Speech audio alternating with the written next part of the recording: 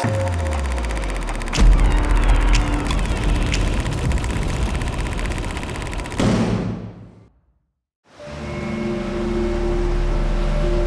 Great Lakes are like an ocean, and they respond like an ocean when the conditions are there.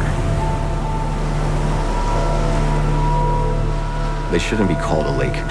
They should be called something different. There's an ocean, and there's a lake, and then there's the great bodies of water that they are, and I'm not sure what they should be called, but the word lake does something different, I think, to someone's mind and changes their idea of safety. 1, 2, 1, 2, 3, 4.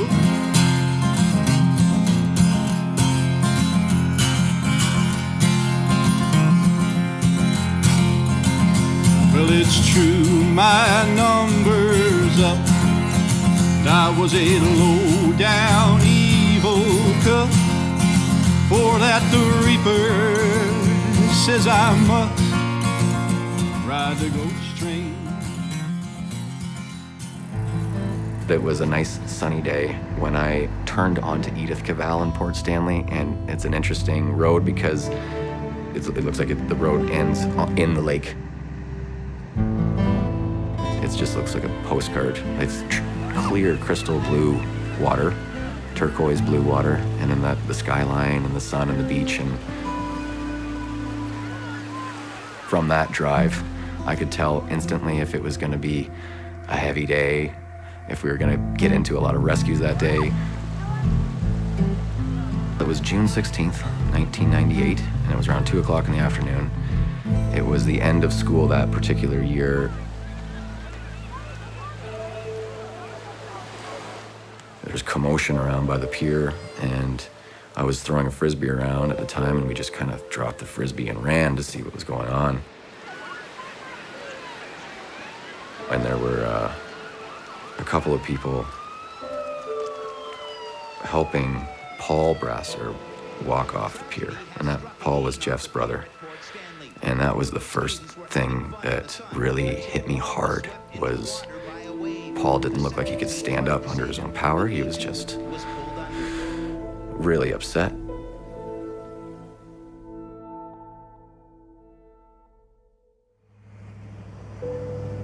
I remember as a child spending a lot of time in Port Bruce, and my grandpa had a boat, so we took, we would go out on the lake and just see the lake from that vantage point, and touching the water, reaching over the edge and feeling the water through your fingers is always something that's really cool. It's just one of those things you become accustomed to, and you don't really give it the respect that it deserves, or the awe.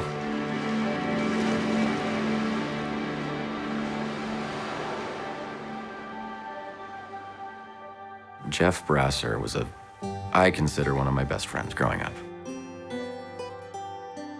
Jeff and I were in the same shop class together, and he had left his greasy black handprint on the inside of my binder. I was a little annoyed at the time, actually, but I didn't really know how much those little mementos would mean to me.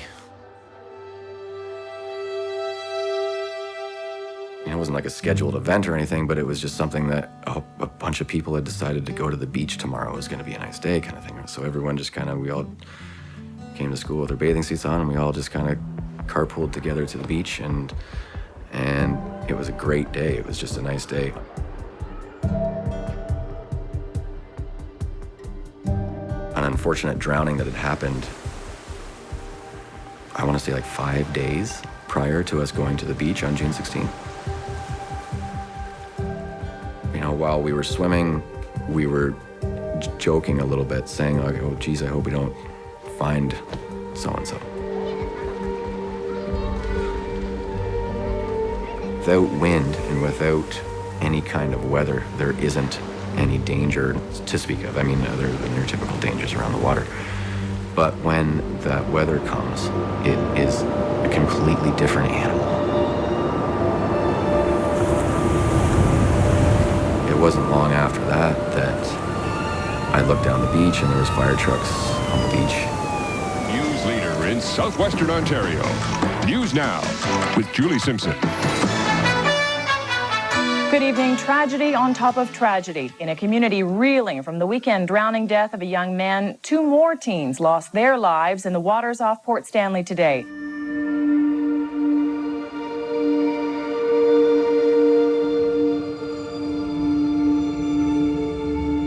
Police have identified the deceased as 16-year-old Jeffrey Brasser of RR7 Elmer and 19-year-old Christopher Smith of RR5 Elmer.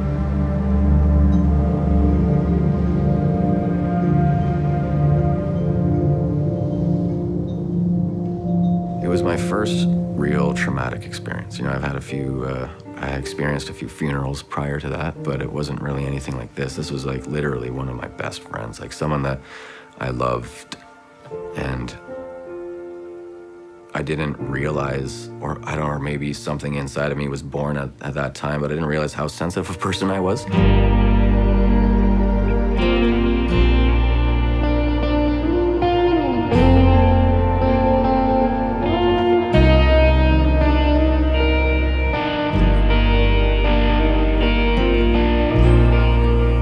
Couldn't do anything for the first couple of years. Like I was literally paralyzed for a while. Like I couldn't see the water. There's a big water tower in Port Stanley as you're descending into the village. Every time I would come close to that, it would just be like panic attacks and anxiety, and I couldn't breathe, and I would well up and cry. I was very angry, and I don't know who or what I was angry at exactly. I didn't want to be a lifeguard. And then after that happened, I kind of hated myself a little bit for not doing it, and I've just felt that I could have done something. Do you know what I mean? Not that it was my responsibility to do anything at the day of or whatever, but you just know yourself sometimes. You just feel like you can do that. You know, I could have done that. I could have got him out of that situation, I think. Everything that drove me was it was negative. It was like even when I was training in the gym, I would be running, and if I got tired, in my head I would just be like, you know, what are you, weak? You know what I mean? You'd just be yelling at yourself on the inside, like can't you do this? You know, like fuck, it's just 5 more minutes. Just push yourself harder, go harder. Like, you know, if Jeff was right in front of you, you would push yourself harder to get there. You know. So that was always a thing that, like, it wasn't a good outcome with Jeff. So it was always, I guess, the motivation that I needed to, like, I don't know. I could never get there, right? So I guess I could never stop training.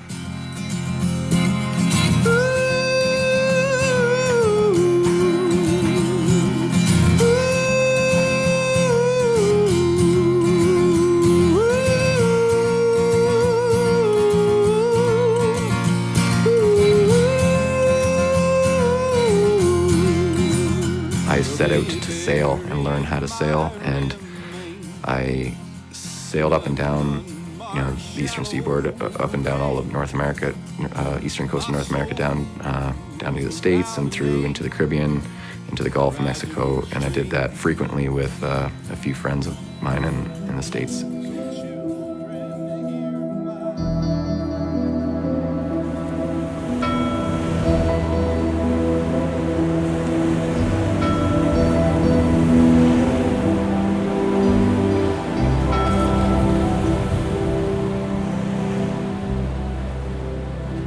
Now in hindsight, right, that I needed help at the time to, again, like, to develop the tools that I needed in order to get through what I was trying to get, like the trauma of the whole event. And my wife, she lost her grandmother a couple years ago, and she was very close with her grandma, and so her sisters and her mom, as just like an event, they went to like a psychic kind of an individual to kind of connect with that spirit.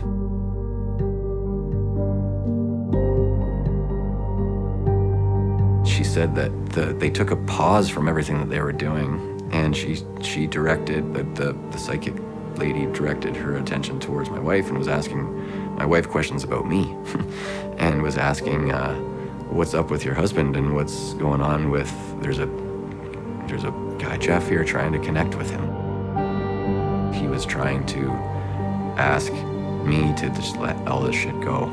Just let it all go. This isn't even something that Meg or I believe in, but I still dropped.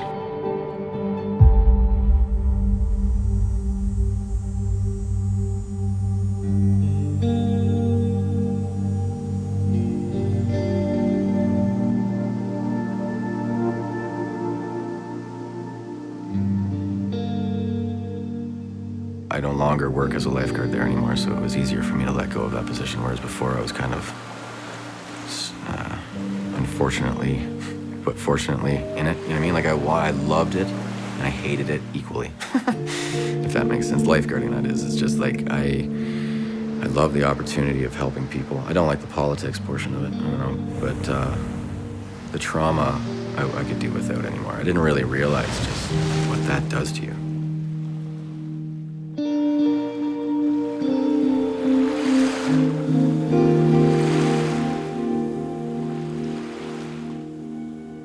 I can handle it as a single individual, do you know what I mean? But once I'm in a relationship and with children and the other, you know, all those dynamics there and the emotions and the relationships and, you know, the bad days that my kids are gonna experience and needing to be patient for them, or the hard times that my wife is gonna go through and needing to be patient with her. And I feel like trauma messes that up.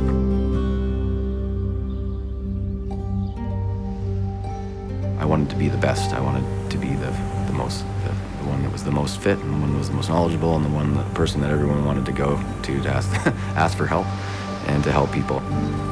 Everything that I'm doing now, even this conversation, is still helping me understand all that and helping me get through that. And I think that's the information that it's valuable and I want to share with people. Riding the ghost train. Ride the ghost train. Ride the ghost train. Ride the ghost train.